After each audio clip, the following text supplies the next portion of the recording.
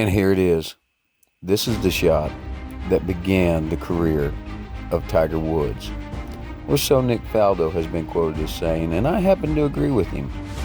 After firing a front nine of 40, Tiger clearly flipped the switch. And after this shot, nobody's seen him again. He was off to the races, playing golf like no one had ever seen before. Granted, we've always had great players. Jack Nicklaus, Ben Hogan, Bobby Jones. Those are the first ones that always come to my mind. But what Tiger did in a short amount of time was unparalleled.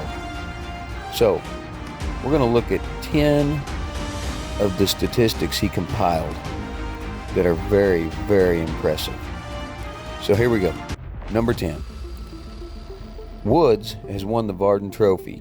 It's handed out to the player with the best scoring average and playing over a 60-round minimum. And Tiger, he won this award 9 different times. Billy Casper and Lee Trevino, they're next in line with only 5. He's also the only player to go lower than 68 for a season average, which he did in both 2000 and 2007 when his scoring average was 67.79. Unbelievable. Number 9. Woods also compiled 41 European Tour victories. That's third all time on the European Tour, despite the fact he was never actually a full member of the European Tour. Quite an impressive thing to do when you're not actually a full-time member. Number 8. Woods' 46 PGA Tour wins while he was only in his 20s would put him at 8th all-time on the list of wins in the PGA Tour. Jack Nicklaus would be second on that list. He had 30 wins in his 20s. Number 7. Woods has won 5 or more titles in 10 separate years. 5+ wins or more in 99, 2000, 2001, 2002, 2003, 5, 6, 7, and 9. And even when he was having his troubles with injuries and his comeback, did it in 2013. And in all of those years, he won at least one major in 7 of those years. Quite an impressive feat. Number 6. Woods' largest winning victory was 15 shots. 15 shots. Imagine winning a tournament by 15 shots. Well, get this one. He did it at the U.S. Open, no less. Woods finished at 12 under. His runner-up was Ernie Els in that tournament. He was +3 over par. And it was at Pebble Beach in 2000. I'm sure many are familiar with it. He set records that you got to go back all the way to the beginning of when they started playing majors in the 1800s to even get close to these records. Number 5. After the 2000 U.S. Open win, Woods also won the Open Championship at St. Andrews in 2000, and he became the youngest player to ever complete the career Grand Slam. He also won the PGA Championship in a playoff over Bob May that year. That was a close one, but he showed some real grit by getting that one done in the playoff. Also, he turns around, waits, I don't know how many months it was back then. I think the PGA Championship was sometime in September or August. I hate that I don't know that, but I don't offhand. Anyway, he waits well over a half a year, comes back and wins the 01 Masters, holding off a charging David Duval, I might add. And in doing so, he became the only player in the history of golf to ever win all 4 majors at once. I know there's a lot of arguments out there that Hogan would have done it in 53. He really might have. He didn't have the chance. But what an accomplishment. Just crazy.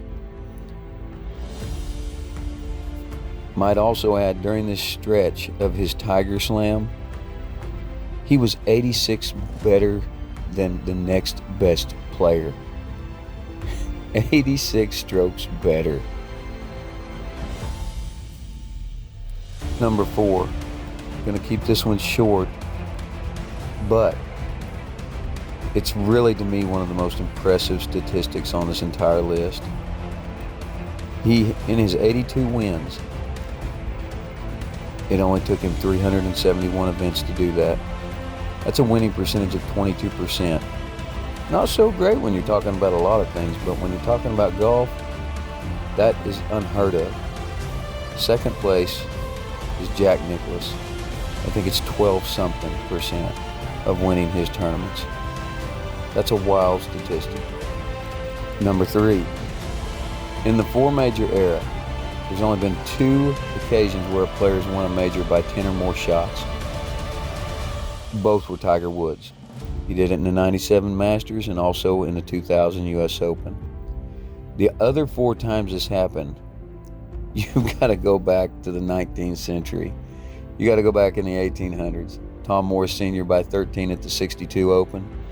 Morris Jr. by 11 at the 69 Open. 1862 and 1869, by the way. And by 12 at the same tournament a year later, and Willie Smith by 11 at the 99 U.S. Open.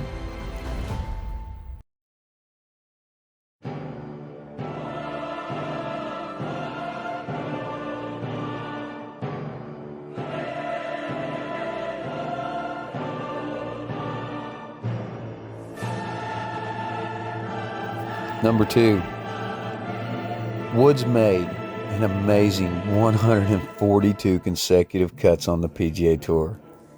Go ask a tour pro how easy that is to do. I bet you'll get a pretty honest answer. That streak began in 98.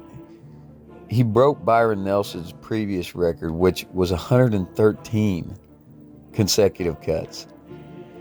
He didn't actually end that streak until the year 2005. For context, you would have to play every PGA Tour event for a solid, about 4 years, and make every single cut of every single event. And number 1, this goes over a long period of time, and it is just, it's crazy to think a guy could be this good. From 1997 to 2013, Woods was altogether combined 126 shots under par in major championships. Among the other players in that time period who had 90 or more rounds played, guess who was next on the list? I bet you never will. Shoot, I never would have. It's Steve Flesch, who was about 251 strokes behind Woods at 125 over par.